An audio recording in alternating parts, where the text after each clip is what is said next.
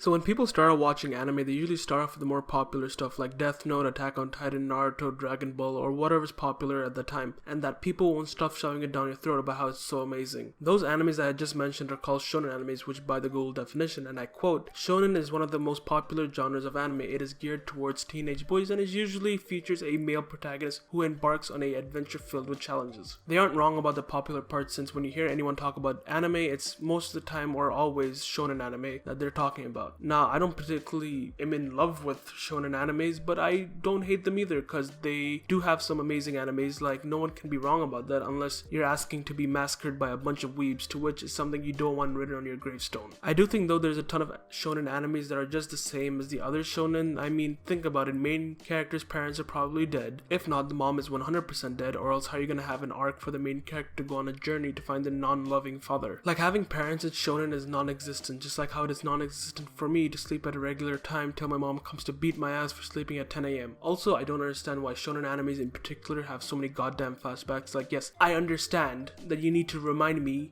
but I don't feel like I need to be reminded. Like, it's trying to hurt my feelings, but it's not being able to remember what happened 5 episodes ago. But just, like, I know I have monkey brain, but I can still remember. I can remember, right?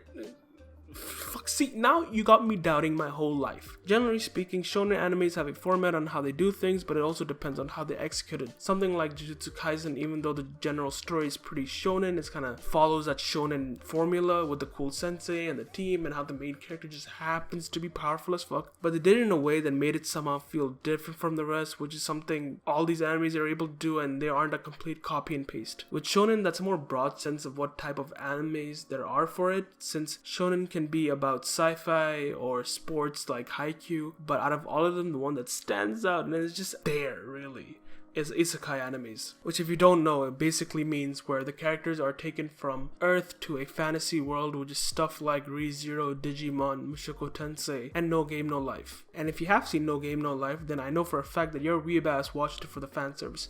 Don't worry, I did too. The thing is with isekais is that they aren't as interesting as you expect them to be, or maybe that just could be me, since usually whenever I have seen an isekai, I've just never been that intrigued watching it. It's a category of animes I usually find myself avoiding just because of how the story usually rolls out and how it's presented. Also, there's animes that so-called elitists will drown themselves in saliva just thinking about, which basically are animes that get you to think more than you should, and how all these mind tricks in the animes are used, and it's in general convinces you how the animes you watch are complete dog shit, and how the animes that they watch are completely amazing and out of this world. Stuff like Steins Gate, Death Note, like, yeah, those are amazing animes, but these elitists will make your ears bleed on how Akira is the greatest movie of all time, and that no movie will ever come close to being as amazing just because it's from the 80s or 90s. Essentially hipsters who will hate on anything. Onto a category of animes that are supposedly the opposite of shonen, which is shoujo animes, which is just animes geared towards younger teenage girls that involves more romance and not two dudes blasting each other's head offs for trying to show neither of them are weak, but clearly their minds are, since they're trying to destroy an entire area to settle the beef.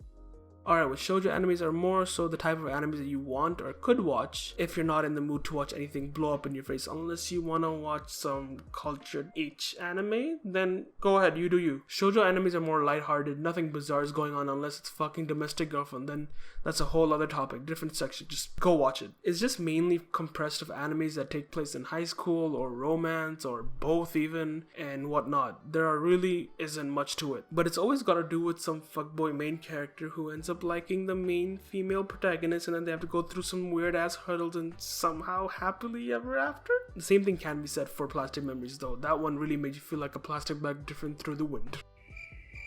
Well, now that I think about it, shonen and shoujo animes in their own ways have animes that are essentially the same thing in their respective categories. Like, they all essentially follow this sort of same formula of sorts, but I guess it works. And obviously there's shit like shoujo and shonen ai, which are boy love and girl love animes, which are fine but not as talked about as much since they're more underground of sorts. Now, which one do I think is the best? You know, there really isn't one best type of anime. They're all good in their own ways and whatnot. Like, they do what works best for them, but if I had to choose, it would be neither of them, because the only one that has the right to have the crown is hentai. Hey, mama said if I keep living like this, I'ma die too young.